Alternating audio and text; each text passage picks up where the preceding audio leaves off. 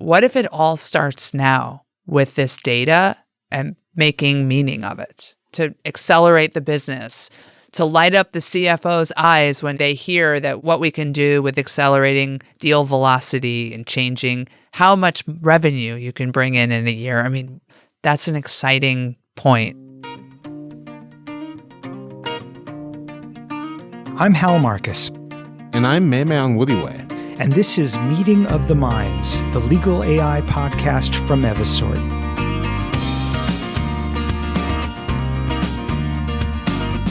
We interview lawyers, professors, and legal operations pioneers that are pushing the envelope.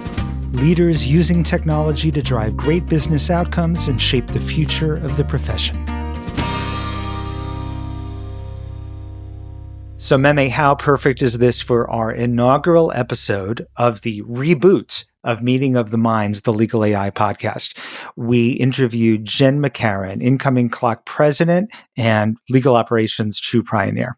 Yeah, and I can think of no better place to do such an interview than Harvard Law School and its hallowed halls. Of course, me and Evisort CEO Jerry Ting, we teach a reading group there once a year on startup entrepreneurship and innovations in legal technology. Jenn was gracious enough to talk to our students the morning of this interview, and then also was able to attend the Executive Innovation Summit, which was a program facilitated by the Center on the Legal Profession at Harvard, which brought legal leaders from across the country to discuss cutting-edge issues in legal departments like AI. Yeah, that was a great event. But what I really also loved was that right before we conducted this interview, we were in the room, in the podcast studio at Harvard, while Jenn interviewed Professor David Wilkins of Harvard Law School. And she makes reference to it a few times. They had a fascinating conversation about the state of the industry, the impact of AI, and she's going to release that on CLOC Talk. So that should be a great thing for people to listen to. And of course, we're doing all of this and putting this out right on the eve of CGI, the CLOC Global Institute in Las Vegas. Awesome. Yeah, well, without further ado, I think today's conversation really does set the scene for future conversations around legal technology, legal innovations, and legal operations, and excited for folks to listen. All right, let's jump in. Jenn, you've had an incredible run of things, and things seem to just be getting better. You built one of the leading legal operations teams and technical stacks at Netflix, which was one of the first Fortune 100 companies to roll out AI comprehensively across your legal operations team. You're also the president of CLOC right now and gearing up in a month or so to go to CLOC's Global Institute in Las Vegas. And you're also having some personal changes, moving to New York and really writing the next chapter for the entire legal ops industry in your new ideas around Legal Ops 3.0, which I'm excited to dive in today. And literally writing the chapters. Yes. And so, yeah, as you're paving the way for the next generation of legal operations professionals, we're excited to talk to you about how you're lifting the role for everyone to achieve new heights. I love lifting heavy things in keeping with the flow of my life. Yes. Excellent. And I mean, we're going to talk a lot today about Legal Ops 3.0, but I think before we get there, I'd love to talk about 1 and 2.0. Yes. And really how this domain has grown, developed, and evolved into the place we are today. Yes. Legal Ops 1.0, I would say, was formed in the 2000s, post-millennium corporate run of starting to care more about cost management and starting to expect legal departments to cost manage. And Mike Haven said this really well earlier in class when we were all co-teaching at the Harvard Law 3L class.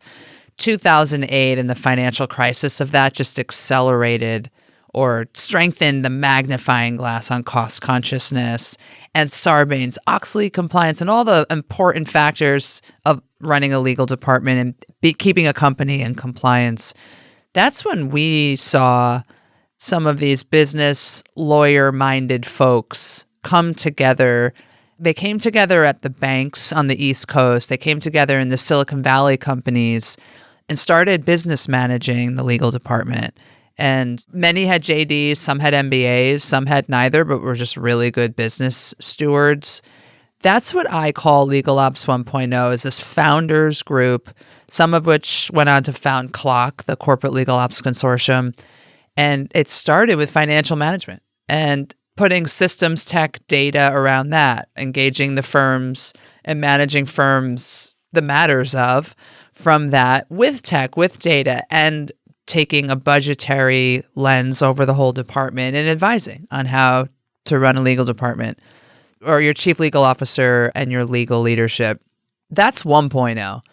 And I came online in this field in 2012, 2013, while my VP, Steve Harmon, who I'd call a 1.0er, was doing this already at scale and started to understudy this work there. And he was pushing forward heavily on the tech and the project management expansion. So 1.0, I think, expanded to incorporate those areas.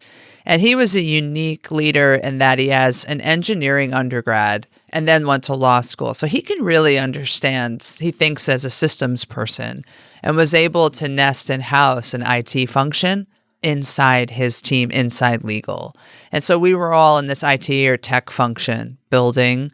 And just to jump forward to 2.0, CLOC gets invented. It really solidifies as an org. It puts out the CLOC Core 12, up to 12 different competencies or areas that become or can become your focus in legal ops. And tech starts to really blow out. But I look at 2.0 more as an era of some of us up-and-comers or predecessors or next in line after the 1.0ers. We were trained by them. We took all their designs. We emulated their departments of legal ops or tech or financial management. And we ran in and we did exactly that, but it was slightly new flavor, maybe more and more of a bend towards tech. And as I wrote, it's a lot of the steam and the designs of the initial engine in that CLOC Core 12. Financial management, knowledge management, project management, practice area management, technology, InfoGov is in there, organizational design is in there, and a couple of others. That's the 1.0, 2.0 evolution. So it has a lot. There's a lot in there. All right. And that brings us to what you're now dubbing Legal Ops 3.0. Yes. So, and you've laid that out just recently as we record this in a post as sort of three core principles. Why don't we go through those one at a time? First one, relatively straightforward. I mean, legal ops should be centered around technology. Yes. Allocating resources, agency, and priority. Yes. What does that mean to you? So in some of this writing, it's not what I said. It's what I didn't say also. And it's not saying it to be crude. By all means, be crude. But that's part of our tagline. I don't want to be crude because we're all in these roles that cover aspects of the Core 12. And you will all continue in those roles and they will keep blossoming and changing and growing and going forward. So this isn't hit the panic button level. This is I am building a new level on the house, kind of a third story. Some will go up first and we'll put in air conditioning and heating and we'll build it out, and others will come up later. Some may stay in the 2.0 style roles for a while. That's okay. This all depends on the maturity of the org you are in, not you as a person, or this is not a personal attack on anyone as their role inside the org. All that said, as my disclaimer, technology, there's no financial management in the Legal Ops 3.0 world. That doesn't mean it stops. It doesn't go away. That has to be done and performed. But we hope by now that becomes such... It's baked in. It's baked into the department, and the leadership knows how to budget. The things are running, and the finance partners are caught up on, oh, there's some specialty to the legal domain of finance, especially around outside counsel management. But by now, they should be learning some of these things. If we had these 1.0, 2.0 folks in there for a decade, laying it all out, laying the foundation, laying the tracks, shouldn't we be handing that over to finance or others to run now sustainably? That no longer, I believe, is that a part of this. That is not strategy anymore. It's an important, hygienic part of running a business. But I don't believe that that's that. So this first pillar here, technology, is meant to say it's all about, not only all about technology that we put in to change how the profession gets performed. To David Wilkins' earlier point on our other podcast, you don't just put in tech to do an A/B linear change on a workflow, even though that's where we all have to start. This is almost like a 4D change in how professionals do their work and the practice of law. And so we have to be putting in technology that draws them in and solves problems on another level that does that. And it takes a lot of iteration, innovation. And what I wrote in the article was, we have to have the tech competency. Is it IT? Is it engineering? Is it enterprise, IT, and eng? It's a mix of them all. We need that in legal. That's my latest learning, is where I saw this stuff happen best. When I was at Cisco and when I was at Netflix, legal tech was inside legal for that foundational number of years, running so fast with budget and getting it all in, so that we can figure out of everything 50 things we put in, okay, what are the 15 technologies that produce this data set that starts to drive metrics of value or meaningful data? And it has to all be about that because of the other pillars, which we'll get to in a moment. Yeah, and exactly. We got 2 more pillars to cover, but I want to pick up on what you were just talking about. Yeah. I'm curious about this because you make the case that legal ops transformation needs to be led from within legal, needs to be managed in legal. Yes. And yet the impact needs to go way beyond legal. Yes. And that this warrants attention from the C-suite. Yes. Maybe a role in the C-suite. How do you reconcile those two? Sure. I don't know that you're going to put a tech team inside the C-suite right now, where we are in the evolution of legal tech. And what I'm still talking about are, whether it's legal ops or strategic ops, you're taking the workflow of the professionals and trying to push it and pull it through technology in a better way to produce data. And look, we're in a legal realm here, but much of the workflows of legal go out to and across the business. Legal and finance are examples of 2 big orgs that service everyone. And legal, really, as a service org, is servicing every part of the business. Right. So it becomes cross-functional immediately. You build one workflow, it's cross-functional. Most of the legal workflows we build are to serve the business and keep legal out of it until they need to be engaged or escalated to. Self-service, your NDA, et cetera. Because everyone's afraid they're just going to say no. Right. So you need folks in the C-suite in a strategic ops role to be able to do this story crafting and this narrative assembly of all of this data means. But that doesn't mean you have an IT team up in the C-suite. And we have to look at all of these as phases. Everything's temporal or tied to a season. If you do this right, first of all, if you do this role right, you should be automating yourself out of your role over a number of years. We're doing transformation work, not sit and park it and do the same thing over and over work. Our roles will shift. If you do this right, this happened at Cisco. They founded the tech inside legal. It matured in a phase after a few years. They moved it over to IT. It matured some more, but there was reorgs, budgetary limitations. It came back from tech into legal, and it stayed there. And then they came up in like Rev 3 with a kind of cost cross billing, like whatever they call that. I'm forgetting that term because I didn't do it at Netflix, where you just bill the other department for the services. They got a better collaborative budget around legal having all the power, but then the decision-making power and IT paying for it. And I write about this in the article. If you're only relying on IT or engineering, they're going to give you this much. And my hands are showing a very few inch worth of important but few features. Noted in the record. And you have to do this much. And now my hands are spread out as far as they can go. I'm 5'9", so that's 5'9" versus 3 inches. It'll happen faster, at least foundationally, to build if it's inside legal. And it could be hard to stay there, keep it there forever. And like I talked about the example at Cisco, a tech function could get so good and the tech so scaled that it might have to go to an engineering or back to IT. And the company could have those kinds of shifts. Legal could go, we need to lean out and not carry staff that aren't legal or professionals or lawyers. I just read that somewhere online. So you have to be able to ride the tide and go with these changes, but I do believe those who put tech competency in their departments and fund it like a startup will get there faster. That's incredible. And moving into point number 2 for Legal Ops 3.0, you state that legal ops should be centered on the data from technology. Yeah, look, I'm guilty of this too. Somewhere along the way, we got lost and I implemented the tech. Give me a raise. I want a promotion. I'm amazing. I am Jenn McCarron. And now another one's implemented and now another.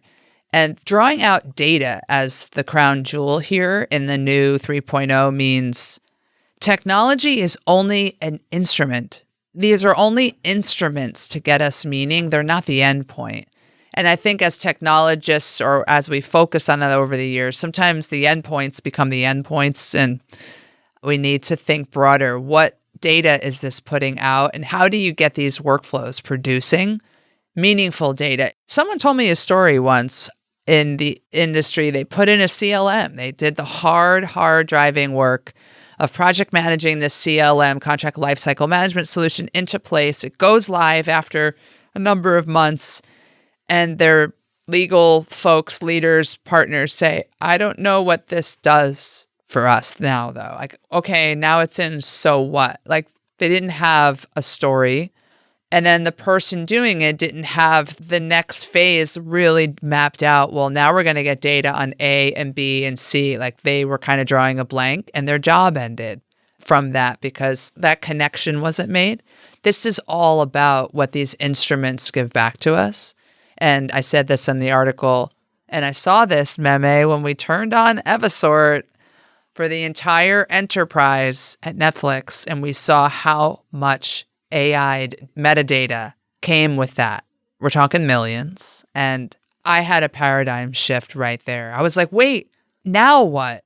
What if my career starts now? What if all of this was, to David Wilkins, Harvard Law School professor's point, we were just cavemen with fire face, very important phase to evolution, just running around and drawing pictures on the walls and putting in tech and failing here, succeeding there, getting to know what really is valuable to an enterprise and to whom within legal or the enterprise.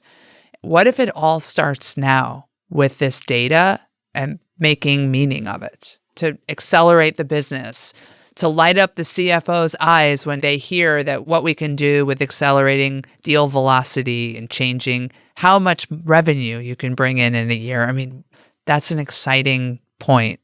And I think that's huge because so often the focus here around legal ops becomes sort of insular within legal. It's about, let's take what legal is doing and just do it more efficiently. And that's considered a coup so much of the time. But that's just so limited. The broader implications that you're talking about of the data that you're deriving is about empowering the entire business. Yeah. What are some of the benefits that come out of that? What are some of the things that really captured people's attention? I saw this over and over while I was at Netflix, and someone on my team used to come to me and say, at what point do I just go build this for HR or for finance?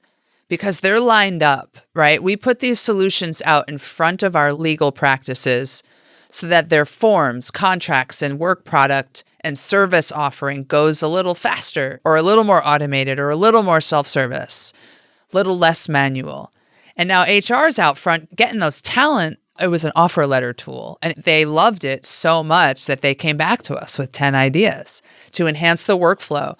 And if you can add this and make it go left instead of right when the sky is blue on a Wednesday, now we can give our HR finance partners 5 days and the IT person. And then we can tell the security or the IT tech team, initiate a laptop. And we had to stop. We had to pause them, unfortunately, because if we said yes to all of that, we'd be working for 3 other teams. And then when my legal leadership's like, hey, where are you? And it's like, well, we're building the sickest offer letter. We've just automated offer letters end to end. And no one even has to think or breathe at this company with it. That's a very valuable thing to build. But that's an example of, we had to pull ourselves back a lot because the tech more often took off cross-functionally with these teams than it did within legal. And there's a balancing act there, and you can't let yourself get swept away unless you have leaders who are like, go all the way. And they'll watch you come back around again and scoop legal in. So I think it's a good tension to have. And this is a point Mary O'Carroll made over the years too, is that if done right, and why we all think this should become strategic ops, is quickly these workflows ascend to be more about cross-functional teams and legal, not just legal. So I actually saw more solving that way potential than I did within legal, it seems. And we have so much conversation to be had about the value of data in legal and how that helps us speak a common language to other business units and drive value cross-functionally. But I do want to get to, pillar 3 of Legal Ops 3.0, which is that, and I'm one who loves space and space law, so I appreciate the kind of, the rocket fuel and engine analogies here, but technology and data are the fuel and engines, but not the destination. Together, they lead us to storytelling, which is the next frontier we're all seeking. Could you talk a little bit more about that? Some of you may know I'm obsessed with narrative, period. I live with someone who makes narrative all day. I just was inside the Hollywood machine for years. I'm a songwriter. I love a PowerPoint presentation. I love beginning, middles, and ends. And I love the new equilibrium and the journey to get there. So this is both generic storytelling and then a very specific kind of, this isn't your just bedtime story and fall asleep and enter dreamland storytelling. I kept saying to myself when I saw the Evisort data set size come out, like, well, now what and so what? And who's going to make the stories come out of it, tie different bundles of data together with folks from legal asking the questions, with folks from the CFO's office or the accountant's office asking the questions that help them run the business better? Someone has to sit there and craft all of that with these data points. And who is that going to be? I think it should be us. I want that to be me. I want to be there pulling all that together. I've put the tech in for years. I've done this for 12 years. I've been producing big data sets for years. Now they're huge. They're at a scale that is so big. And therefore, if we don't get in there and carve stories out, so dead until we bring them to life. And I think that that is a certain kind of analytical and creative. It involves data science, but it's not straight data science.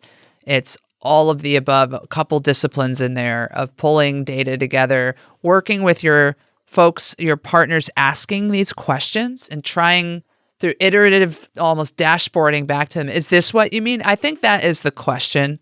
That should be the question tattooed on all the legal ops arms. We need an arm for this, not a neck, so that we can go from like shoulder to wrist. Is this what you mean? And you show this data set visualized or the data story to the person, the CFO, and they go, yes, but can you make it cut this way, cut that, cut the other? Like you have to build that together. No one just produces a version 1 data story that's meaningful. So there's a whole world of iteration there of story making. And take these stories to the C-suite and have them run the company with them. That's where we need to go. And we have the power, the stack, as you said. Now we're producing the data. I think all we need is to upskill there on our storytelling in using the data. And I think that all 3 of these is the third story of the house for this industry of legal ops and tech. Wow, that's incredible. And I mean, we talk about how data is the new oil, right? And yes. The most important data at organizations a lot of times is trapped in business documents and contracts. And to your point, legal operations has access to this valuable data in a world where every other business unit is kind of diving in and looking at spreadsheets and dashboards and data all day. Yeah. Yet the organization with the most relevant data to the business is the one that might be looking at data a little bit less. And so, I mean, leaning into that, could you provide just some information to someone who hears this and says, I want to move into strategic ops. I want to take my career and begin to have influence at that C-suite level because I know there's an impact that's valuable that we can have with some of this information. Yeah. How does one try to shape their career and craft it in a way where they can move from that 1 or 2.0 into 3.0? Well, this is going to be a bit of my next blog post. So the preview on this is we have to stop with breadth, and we have to be willing in our careers to go into depth, more depth. Everything I've learned to become this, I don't know, am I a generalist? I don't know if I am. The way I just ran that version of the Netflix team had breadth. It had financial management, knowledge management, project management, and then the tech team. I put most of my focus on the tech team and let the others build themselves up under my leadership. But I'll use me as the example with strategic ops. I never want to do knowledge management, project management, and financial management again. Like, drop the rock, drop the breadth, and narrow on things, and don't be afraid to. And then when I think of the beginning of my career in this at Cisco, it was all depth. It was knowledge management, data, and the tech around it in this tech stack that was half enterprise tech repurposed and then half custom built tech for that legal group that I designed. So it's knowledge management underpinned by tech and data, depth.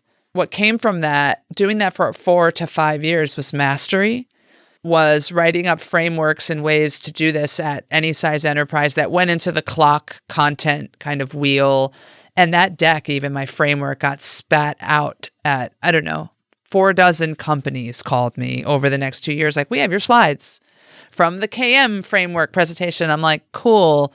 Like, I went deep. All I did was put my head down and fail and succeed and build, and I came out something different. And people told me, you're a thought leader, which I still find so funny. I was like, okay, I'm a thought leader.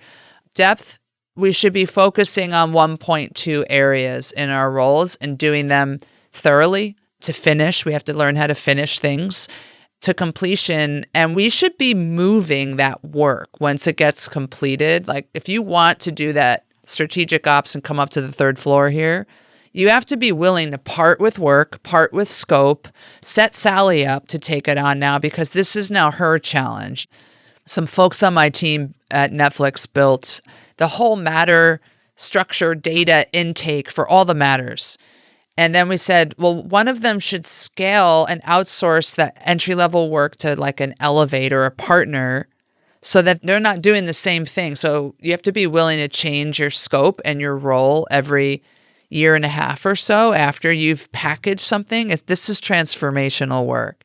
And so you're always moving, getting new scope, growing, and just look around these environments we're in and these corporations. There's a tech project that needs help. Work in. If you're not officially on that project, volunteer 10 hours a week of your own time.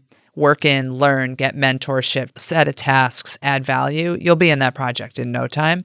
And draw yourself towards tech or data-driven projects or storytelling with those data points. I think that's what I've done over the years. I don't always wait for people to task me with it in scope. The interesting career thrusting that's happened is when I reach for something outside the scope of what they told me to do. And I'm like, well, that's interesting. Now you're bringing some unexpected value. Yeah. And then experimenting there. One time someone had to tell me to do something outside my scope, and I was being defiant, like, I hate this. Don't tell me what to do. This is my manager. I'm like, don't tell me what to do. Make a video. And I did it anyway because I didn't want to lose the job. And then I found something there. And in me that professionally was very meaningful and I was very talented with. And then I developed hard skill on. So I don't know if I've answered the question other than do fewer things, do the things that light you up, always be ready to let go and transform. And the job you had last year, let that die. Like, let things die and face a little of that unknown. And at some point, don't rely on job bullets anymore. Go 1 or 2 job bullets out on your own to make that kind of reach within your reach. This job barely existed 10 years ago. It didn't exist. So it's going to keep changing that way. And that touches on something I wanted to ask you about. Memme mentioned at the beginning, we're here at Harvard. Among the activities we're doing here, we've got our Executive Innovation Summit. Earlier today, you spoke at Memme's and Jerry's class for the students, for the 3 Ls on technology and innovation. You said a couple of things there I found interesting. And it's just what you were talking about right now. Learn the things you're passionate about. That becomes your differentiator. And the second one in particular that I like, train yourself on being uncomfortable. Oh, yeah, and that's writing that. This I'm is not the sure game. I'm quoting you right here. I'm This is the paraphrasing, game. but yeah, because again, this role, we don't know what it's going to be in 5 years, do we? I mean, you've No. got probably the best window We don't into the no. future of this. And this is so wild. I have no idea where I'm even going to work next. Like, I'm looking at nothing but blank canvas right now. And it's so exciting because I'm going to draw it with this great network I have. We don't know. And look, that's okay. Not everyone has to draw against a blank canvas. Some of us like that. But it is uncomfortable to look at a blank canvas. I'd be lying if I said there weren't moments in my transition right now where my breath is taken away because I'm like, oh, there's nothing. And it's the same feeling I get when I'm starting a song or I'm in the middle of crafting a song where songwriting is not pleasurable. It's actually an exercise in torture. It's torture. And there's something beating in you that's like, there's an idea, there's something. I know there's something is coming. And I don't know what it is. Here's a bad verse. Here's a bad verse. Here's a bad verse. And when you write with people, they're like, that sucks. Well, that sucks. No, that sucks. And these are like my brilliant little word puzzles. No, keep going, keep going. And then I'll say something off the cuff, like just Jen going, oh, blah, blah, blah. And then he'll go, that's it. And I'm like, what? That is it? After my 10 brilliantly generated poetic lines, the 11th one that I didn't, quote, care about, that was a joke, that's it. It's torture. And then I go home with a framework of a song, and I have to obsessively iterate my brain until I've solved this puzzle. That's what our careers are. That's what these projects are. That's what this work is. And the more you can train your brain to not quit when you're uncomfortable, but to just press on, bond with people over it. I think CLOC is a group formed on uncomfortability, and we all bond around it. And then we go, oh my God, we have a group at least that gets it.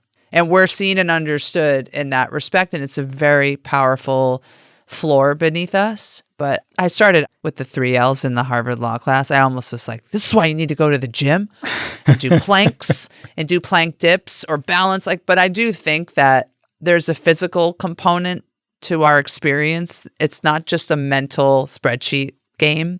If you're a person who's agile and supple and can move fast on your feet and be flexible, and when you have a weakness, go towards it and strengthen it, those things really play out well in these work settings where it is endless problems that you could feel like you're in an avalanche solving. I got to pick up on this. You know, I'm a songwriter as well. Yes. And I totally relate to what you're saying. Although if I told anyone in my family that it's torture, they would just be like, then stop. What's wrong with you? So I won't say that to them. But I totally agree with everything you're saying. Yeah. That is how it feels. I'll take it one step further. When I write something that makes me really uncomfortable. Yeah. Where I'm like, ooh, that's a scary line. Where did that come from? What does that mean? Yeah. That's when I know I'm onto something. Yeah. Then you're getting closer to truth and something that's actually going to have an impact. Right. And I do think there's an analogy there for the rest of work life. Yeah. You have to go towards that. Where you're weak, where you're uncomfortable, go towards the darkness. Like, go towards that. There are answers there. Where you're resistant. Where I was to that old manager of mine, like, come on, bro, I don't want to make a video. I'm here to tech program manage these 10 tech things I was working on. And he's like, no, the 11th thing, make the video, watch. And he forced me to do it. And it's my first video ever. I was monotonous and sad. I was like, knowledge management is the practice of dissemination. I said dissemination so many times. And now if I did a video, like I did 60 or so, 63 videos at Cisco by the time I wrapped there. So now I'm afraid I'm going to say dissemination a whole bunch of times. Yeah, we're all going to say dissemination for the rest of the night. But my 60th video at Netflix, I had like a tone. I was like, welcome to the Friday Minute. I'm Jenn McCarron. And even the way I say my name, if I said that to a room of Cisco people right now, they'd light up because psychologically they listened and watched all my training videos. It's such a journey, but I didn't know that in the beginning. It was torture. Looking at the elevation of legal operations leaders and making sure that folks move to more strategic roles instead of maybe being trapped in more administrative tasks, which is, I think, kind of maybe early on in this industry where folks were. That's going to be a big jump to make, I think, for many folks. Folks weren't in admin tasks early in the industry. I think they were, like when I think of Chris Coates, Steve Harmon, Lisa Connie, they were planning the financial budget of the entire department. And some of these companies, I mean, they could have close to $1 billion budget. But then stuff gets tacked on because they're such great doers. It's like, can you plan the offsite? And that's where I'm dodging offsite planning for the rest of my life because I've planned a few. Like that kind of stuff. And there's an admin-y that comes over from when admins themselves graduate up in a legal environment. Legal admin, legal assistant. Do they graduate to paralegal? Sometimes they can't shed those admin-y tasks, or they don't want to because they are really good at administrating and snapping their fingers and running this exec's world. But if you want to get strategic, at some point you must walk or drop those tasks. And if that company or firm can't see you that way, those are the signs you get that you start thinking about leaving that environment. And we've all left an environment because sometimes you cannot break the ceiling of the floor you came in on. There's just a limited window. Some places you can go from mailroom person to exec VP. Someone in my family did this at HBO, like started in the mailroom and now she made Succession, you guys. She was the content exec on Succession, like sorted the mail there 25 years ago. As David Geffen back in the day. Geffen did it, and that's a big story, and that can still happen. I believe in those outlier cases, but for the rest of us, we have to do the work to get to strategic, and it's okay. I'm going to talk about career frameworks for legal ops folks across a few archetypes at CGI in May. And one of the notes in there I'm going to emphasize is take your time. Mastery, depth, iteration, failure, success, it takes years. And if you're doing this tech thing, it really does take 3 years wherever you are. Even us at Netflix partnering to bring Evisort online, it took 3 years. And battles. I mean, I fought with all of you at some point. And here we are now celebrating, clinking glasses, best of friends, partnering, telling the story. We did it. But it takes a long time, and it's okay to give yourself a 5 to 10 year roadmap to get to strategic, because your leadership or that org, they might not be there. So you might be the one building all the foundational stuff for a minute before it ascends. And I love that. And talking about our relationship, I've known you for several years now, Jen, and you're some of the most excited and energetic I've seen you for a while. Yeah. You know what? I'm very pumped up. Yeah. How does it speak to you personally? And just like this phase you're in, how do you see it for yourself and kind of the impact you're going to be having in the next few months and years? I'm very excited. I shared with a few of you at drinks last night. I was at Netflix for 5.5 years. I was at Spotify for 1.5 years. Those places are info dense. You do 1 year of work, it equals 3 years of work somewhere else just by way of the pace, the density, the expectation, and you have to get it all done in a 28-minute meeting, and don't be late and everyone's wrapping up at 29 minutes. Like, it is so fast. It can make you motion sick. And I loved the speed and the thrill of that, but sometimes you don't look up. Like, you're just heads down cranking. So I did 5.5 years of work there. I think it's 10 years of output that I get to sit and unpack a little bit now and go, what just happened? What was that guest cast admin tool we just accidentally innovated that someone could go make that a startup right now and sell that to other studios? I'm excited for the time to reflect on all of that. And then as I reflect, take those learnings to this strategic ops third story and go, this is how we do it at the topmost level at a company. So I'm a futurist. I live in a vision of the future. And so I get to really draw all of that out now and approach it and try to draw my way to something. And with the voices and inputs from everyone in our industry, like, we're drawing it. I am you, everyone, like as in vous, you. And you are me, and we're going forward. We've been talking so positively about the future and the opportunities ahead. So we've got to pull it back down to earth for the last thing here. You're going to land the spaceship. I'm like at the other planet. What are some of the obstacles standing in the way of the big change? I mean, I made a list for myself here to rattle them off. You can do all of the above. I'll tell you the one obstacle. Okay, what's the one? It's the one. It's forget lawyers and the legal institution, the human tendency is to not change. Human beings, as a part of our comfort and our psychological safety, develop routines. Our brains, our computers, our behavior sets, our algorithms, and we just want to repeat. And folks like us bringing in technology, we're breaking patterns. And nobody likes that. I don't like that. I just moved. And the moment all that stuff went in the truck, it was like you feel your pattern breaking and the literal floor is shifting beneath you. And it's terrifying. So I really empathize when we show up at companies and we're all like, pew, pew, CLM, I'm going to make everything you do better. I really understand why they look at me and go, who does this person think they are? The audacity of this person. And so you have to be really, really sensitive to that, humble to that, and a visionary, and be able to cast something big so they believe you enough, but then be really humble and know how to meet them back where they are, because the human behavioral piece will take the space shuttle down. I mean, literally, I sat with that astronaut, Eileen Collins from NASA, at the Space Beach Law Lab. You were there, Memme. And I said, what's the hardest thing you ever did in your career? This woman flew 5 shuttles to the International Space Station, to outer space. And she said the hardest thing I ever did was as a CIO in the company, rolling out a tech project. Really? And getting people to all form in line towards the new goal. Because you've got to drag them along. Because of the to a dragging vision. along. And there's always one Yeah. who fights. And at the end, and I saw this when I was at Netflix, there was always one person or a small team who on day of go live or training, they'd come to the table and they'd go, you know what? Never mind. I'd be like, what do you mean, never mind?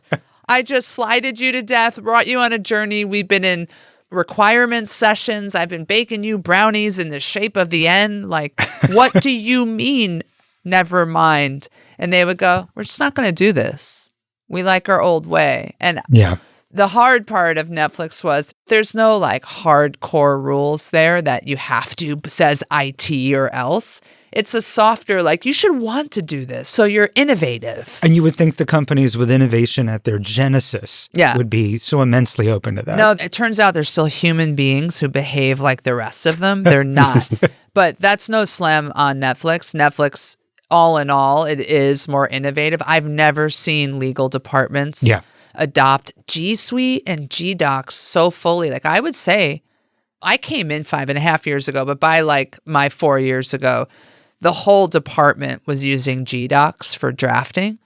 And I was so impressed because I never thought we'd get Microsoft Word out of lawyers' hands. And there they were dealing with G-Docs, which is an inferior product to Microsoft Word, but it is superior at multi-collaboration real time on the doc. Right. And they favored that because that gave them all more speed to completion. So super innovative. And that technology would not ever get in at a Cisco. And so Cisco's moving at a different pace of drafting and lobbing the version. So because the company is baked in innovation, it comes up from the ground in a way, and you see them move and you're like, oh my God. And then I tried to put in a doc management solution, which I told them on my interview would fail and will never work, but they gave me some runway to prove it to them and some budget. So I was like, watch this. And we did a proof of concept, and I couldn't get it to work faster than their natural speed now in G-Docs. Their agility in G-Docs was really good. So you have these pockets coming up in all the companies that adopt newer tech, and it is slowly changing all the lawyers. And I'm excited to see how, like, when people your kids' age, like your kids are going to college or just starting in their careers now, these kids came up in G Suite in school. Yeah. They don't know what a pencil is. They don't have handwriting. They can't read cursive. When they become the lawyers of and the professionals, will they be in these companies and expect just a whole order of magnitude more than what we all know now, because we've come from analog to fully digital. We're the transitional. Yeah. We're And the cavemen discovering fire. they're collaborating at a level that goes way beyond. Yeah. Which, as parents, of course, we're learning means we're never out of the loop, because anything they want to draft, it's like we're live together in G-Docs on FaceTime, Totally. having the conversation. But I mean, the effect of that is, boom, they're turning stuff around and they're learning super fast. Yeah. I thought David Wilkins' concluding thoughts on this is not a technical problem we're solving. Yeah. it's an adaptive problem. And the biggest obstacle and the only obstacle is people, because the money's there to fund all this stuff, and you have ops people, tech people who want to put it in. But will the people actually change the way they do ABC so that it now works a little more like DEF? That's hard. And the skills we need to have to bring them on their journey through that are deep people skills. Nothing taught in a school. It's just taught from experience. And things like reading and being empathetic. And that ties it all back to your third pillar, storytelling. Yeah. Because without that, you can't get anyone aligned around what you need to achieve. And you need the data to fuel that storytelling, show the benefits. Show that, you can get results. Yeah. Excellent. Jenn McCarron, thank you so much for joining us here at Harvard Law School, for speaking to our students today, joining the Executive Innovation Summit, then also sitting down for today's interview. Thanks for having me, We're guys. looking forward to CGI. Yeah, CGI, Las Vegas, May 6th and 9th. That's CLOC Global Institute. It's going to be our biggest one yet. You guys will be there. Absolutely. We're going to rock and roll. Can't wait. See you at the ARIA. See you. Thanks, Jen. Meeting of the Minds, the Legal AI podcast, is brought to you by Evisort. To learn more about Evisort and how we can help you contract better with AI, visit Evisort, EVISORT.com. You can find Meeting of the Minds on Apple Podcasts, Spotify, or wherever else you listen to podcasts. Don't forget to click subscribe so you won't miss future episodes. On behalf of everyone here at Evisort, thanks for tuning in.